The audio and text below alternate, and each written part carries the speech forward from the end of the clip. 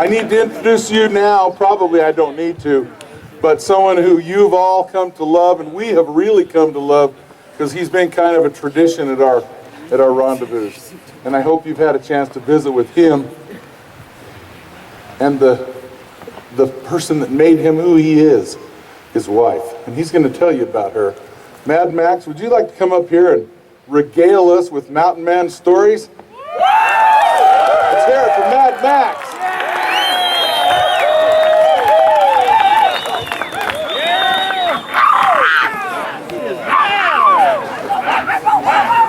Oh my gosh, Chico! He's gonna shoot us. Max Entertainment! It will be. I didn't shoot the gun. There you go. Wow, pilgrims! Very good. It's great to be back again. To introduce myself. My medicine name is Mad Max. I'm the meanest, and I'm the baddest, and I'm the toughest mountain man in these parts. I'm so tough I can ride a thunderstorm. I'm more dangerous than 1,000 bolts of lightning. I give ground to no critter, except the grizzly bear, and my wife beats husband over there. But I can track fish in water. I can outrun, out-wrestle, out-fight, out-shoot any man alive. I've got the fastest horse, and the prettiest dog, and the meanest wife, because I am, son. Just so you know, I'll justify that statement. I have developed a high tolerance for pain living with her 52 years. Yeah!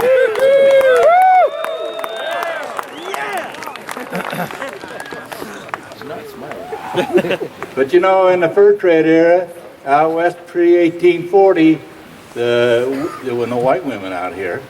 And so if you were married to an Indian woman or a Mexican. And in those days, the women owned the lodges. She's always kicking me out of the lodge. Says I got dog breath or BO or GP or something. You know, GP is, right? No. General principles. They don't need a reason. And I'm sleeping out there on the ground. You know, and it's getting kind of rough. But then I wake up one morning, she's hitting me on the head with a cast iron skillet. Kaboink, kaboink, kaboink. What you doing, woman? Getting up in the middle of the night and you're snitching all the grub and it's nearly all gone. I says, have not? Let's check it out, woman. We go over there where we tied the grub box up in a tree, and I see them little tiny handprints all over in the ground. I said, them ain't my bare feet, woman. Them's raccoons. Oh, we got to take care of that. Think she apologized to me? Heck no. But anyway, that evening we have to take the candle lantern and my rifle, and I head on up the creek bed to see where those rascals are. You know why we take the candle lantern, right? Their eyes reflect the light back to me, and I can see where they are. And can everybody hear okay? No, that's all right.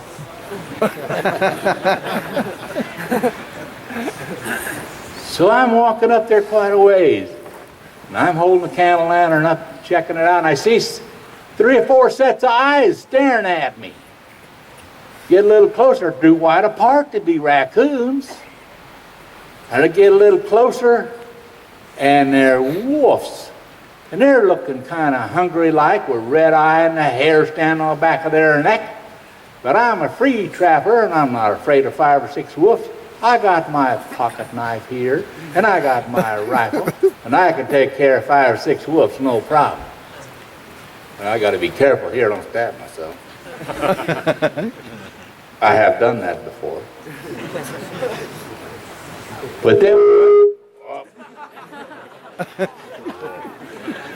then all of a sudden I noticed those rascals are 20 or 30 more of them. Sneaky snucking behind the bushes, trying to get me surrounded. Oh, that's a different story. I can't handle that many wolves. So I look around for a tree got a branch up there, 19 feet, 7 3/4 inches exactly off the ground. And I make a book for it just as those wolves closed in. And they're nipping at my feet and my hiney end, and I muster all the energy I could to get up there to that branch. And I jumped for that branch, but I missed it. But I caught it on the way back down.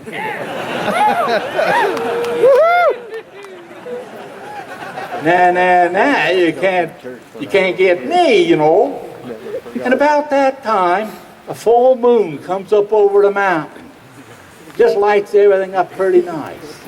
And I see 3 or 4 of them wolves go down to the creek bed where I'd set my traps for catching the beaver. And they come back with one of my traps. And in that trap was the biggest, humongous beaver I'd ever seen in my life. And it ain't drowned yet. And they bring that beaver right up to that tree I'm in. That poor beaver got that trap on its tender parts of hiney end. Be graphically descriptive, I apologize. But another wolf grabs that trap and gives it a twist, caused such pain that poor critter's teeth start to chattering up and down. Na, like that. They put it up against the tree and twist that trap, and na, they saw clear through that tree like a chainsaw, and it comes crashing down with me in it. One of them wolf comes up and bites me on the arm. Well, I'm a free trapper, I ain't gonna let him get away with that. I grab him and I bite him back. And he backs on out there and let's go howl. Woo! Another one comes in to bite me, I get the idea. I grab him and bite him first. And grab him and bite him first, and they back on out there and let's go howl. Woo! Like that. Pretty quick. They smell my scent on each other. And they're biting each other and howling like crazy. Woo! In the confusion, I sneak out on top of that tree branch. I get up on the little knoll there and look down. In the moonlight, I can see them biting each other and going around a circle, kicking up the dust and howling like crazy. Woo! You know. Now, the moral of that story is, if you're out in the wilderness camping and there's a full moon, you listen. It reminds them wolves of that terrible experience. And you can hear them howling. Woo! And I taught them how to do that.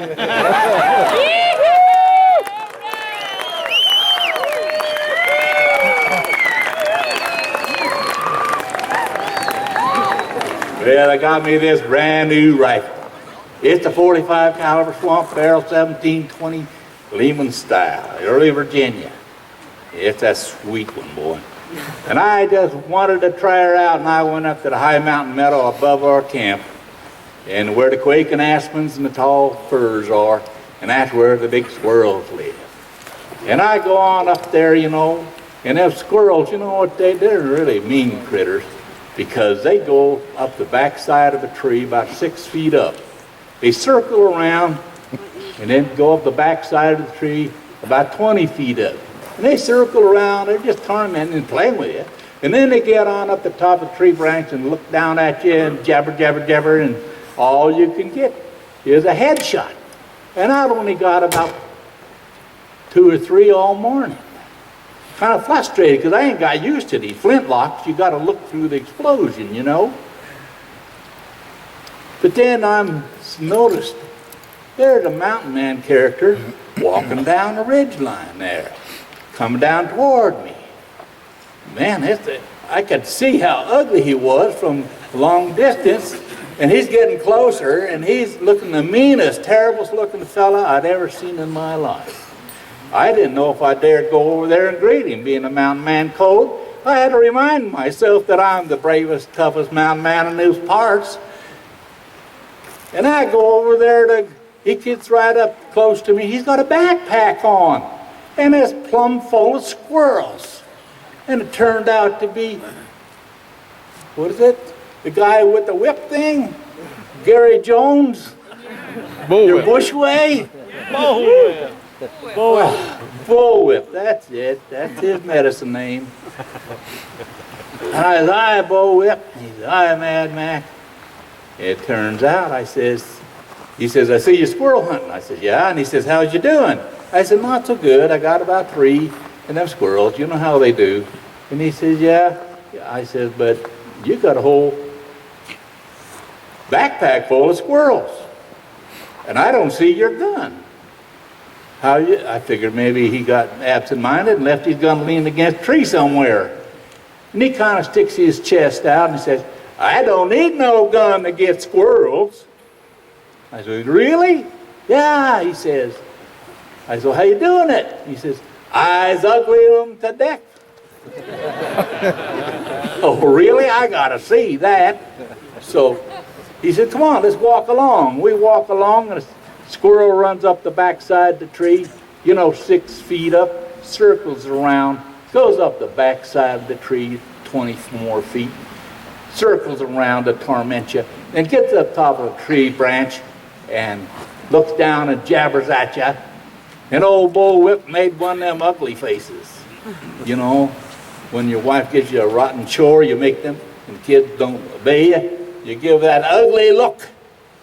And he looked after that squirrel. That squirrel just went poof, stiff as a board, and just floated down right to the ground by his feet. And he picks it up and puts it in his backpack. Wow, I want to try that. So we do the same scenario. We walk along some more, and the squirrel goes up the backside of the tree, goes up 6 feet, circles around, goes up 20 more feet, circles around, gets the top of the tree branch, and jabbers down me. He says, "Okay, Mad Max, your turn." And I make the ugliest face I can. I remember all the times that Beats' husband hit me in the head with a cast iron skillet and give me all them dirty chores and mean to me. And I was about ready to pass out. I know my face was going purple. And I tried my best. I was about to pass out. And nothing happened.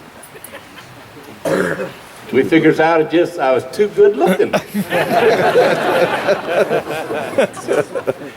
Me and Bo Whip, we part our way. And I go back down to the lodge and see Beats' husband. She says, "How'd you do, dear?" And I said, "I got 3 squirrels. They ain't enough to make a pot of stew."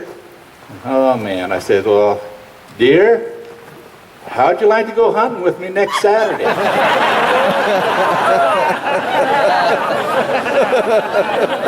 He said, "Sure." Next Saturday, we go on up to the High Mountain Meadow. We both love that kind of country. It's so beautiful with the quaking aspens and tall firs. And we get up there and we start walking. And of course, another squirrel goes up the backside of a tree. Does the scenario? 6 feet, circles around, 20 more feet, circles around, gets to the top of the tree branch. And I says, "Okay, dear, get him." He said, "Well, give me the rifle." I said, "I don't want you to use the rifle." "Well, how am I going to get him?" she says. "I want you to get him the way Bull Whip gets him." "Well, how's that?" "He uglies them to death."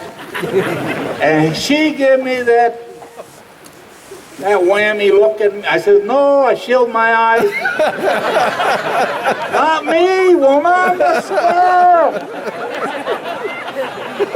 She just glanced up there at that squirrel with that ugly look.